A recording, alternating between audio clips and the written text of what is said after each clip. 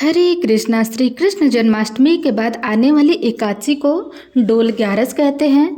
उस दिन श्री कृष्ण जन्म के 18वें दिन माता यशोदा ने उनका जल पूजन अर्थात घाट पूजन किया था। इसी दिन को डोल ग्यारस के रूप में मनाया जाता है और जलवा पूजन के बाद ही संस्कारों की शुरुआत होती है। और कहीं कहीं पर तो इसे सूरज पूजा भी कहते हैं, तो कहीं पे 10 टोन पूजा कहा जाता है। जलवा पूजन को कुआं पूजन भी कहते हैं। और इस दिन पड़ने वाली एकादशी को या ग्यारस को परिवर्तनी एकादशी, जल झूलनी एकादशी, वामन एकादशी के नाम से भी जाना जाता है।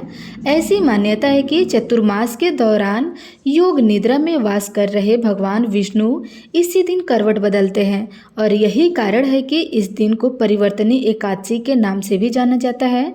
और इस बार भी भादो शुक्ल एकादशी 2 दिन पड़ रही है। साथ ही इस बार एकादशी के उपवास वाले दिन भद्रा भी लग रहा है। तो चलिए आपको बताते हैं कि एकादशी का व्रत कब रखा जाएगा, व्रत पारण मुहूर्त कब से कब तक रहेगा, हरिवासर का समय कब समाप्त होगा।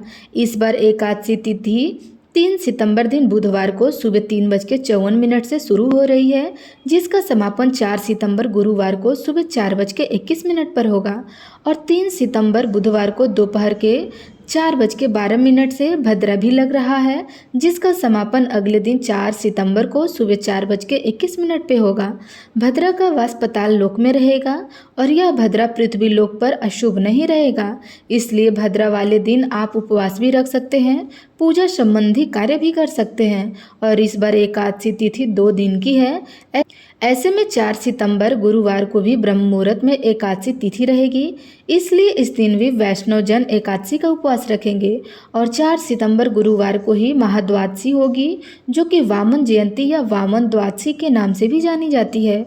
और 4 सितंबर गुरुवार को द्वादशी तिथि सुबह 4:22 से शुरू होगी और इससे पहले तक एकादशी रहेगी। और द्वादशी तिथि का समापन 5 सितंबर शुक्रवार को सुबह 4:08 पर होगा। और द्वादशी तिथि लगते ही हरिवासर का समय भी शुरू हो जाता है, तो गुरुवार को सुबह 4:22 से 10:30 तक हरिवासर का समय रहेगा।